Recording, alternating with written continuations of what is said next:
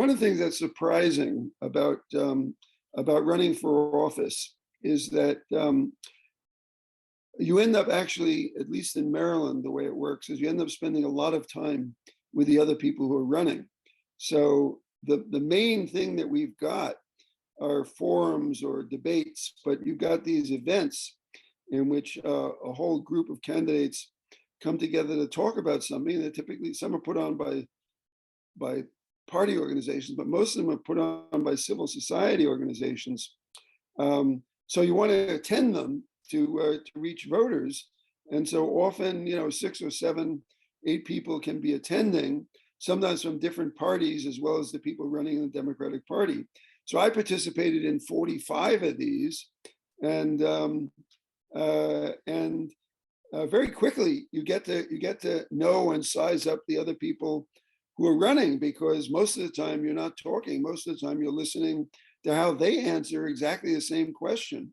And the questions get asked, and then they go through and they ask 9 people, for 90 seconds to comment on what they ask. I hated that format, but one of the things that happens is you get to hear other people, and sometimes you're sitting often next to them. I mean, you're sitting next to someone on one side, another side.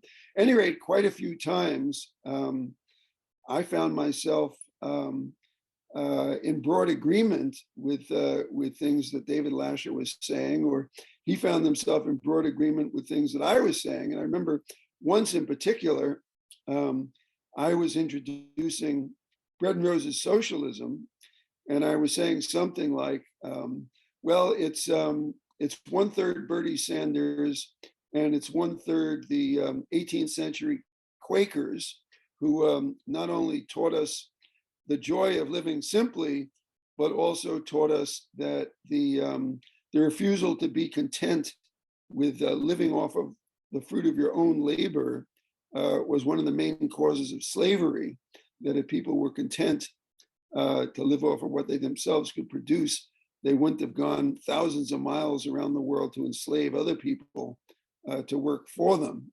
And so they linked together social injustice with overconsumption. And it's a very important politics, really, of simplicity judgment that they had in the late 17th, early 18th century. And then I said the final third of it, I forgot what I said. I said the utopian socialists, or it might have been the early Marx or whatever, but I had this broken up into thirds. At any rate, David came up to me afterwards and said, I like the Quakers. I like the Quakers. I'm not sure if he is a Quaker. You have to ask him. But he said he liked the Quakers, and that was very good, because the Quakers are for all sorts of good things. In addition to modest consumption, they're also, broadly speaking, peaceniks. They're against war, and one of the worst things about the United States actually is we're far too quick to get into wars, and stupid wars at that. And for people who distrust government, your distrust of foreign policy should be 1,000 times greater, because it's bad enough that people don't know enough. And I guess a libertarian would argue this more strongly than I would, that if people don't know enough to run government programs, I think you learn by failure. But foreign policy is stuff we really don't know enough about, because we're dealing with other countries and other cultures that often enough, we're ignorant about our own history. We don't have a clue as to what Vietnam is, or Iraq, or Shiite, versus Sunni, or whatever, and the war in Iraq was, one of the worst decisions of American government, foreign policy, or national government that we ever made. And among other things, it's actually responsible for the Iran-Israel conflict, because Iran and Israel were actually natural allies, as long as they both had a common enemy, which was Iraq, in between them. So the whole Middle East is transformed by this crazy war, and I learned from David actually that was one of the key things in which he was a Republican. He used to work for Bob Dole, and one of the first deep dissatisfactions that he had with the Republican Party was Bush's Iraq War. Now I'm talking about W, not he might have been, I don't know what David's position was about Kuwait, but that was a different kind of war, right? That was rolling back the aggression of Saddam Hussein and his invasion of Kuwait. But George W.'s thing was the search for these non-existent weapons of mass destruction and the decision to do what his dad didn't do, which is to destroy the Saddam Hussein regime and actually produce regime change, and in this case, actually vast cultural transformation, because they replaced a Sunni government with a Shiite government. And we didn't know what we were doing. We just didn't know what we were doing. And millions of people, I think it's in the millions, may have died directly and indirectly from that war. And there've been efforts to cost out just what it cost the United States, the true bill, which includes, the lifetime payments to veterans who are casualties of that war. And there are estimates that it cost the United States something like $5 trillion to do this war. Just think about $5 trillion. We just had whatever it is, $260 billion passed the Congress, and it's viewed as the biggest climate change legislation that has ever occurred. And we're talking, imagine 5 trillion, which is 20 times that amount. So this was just sort of almost casually done by Dick Cheney and Bush. But at any rate, David was on top of it enough as a Republican, right, to say, this is not my home.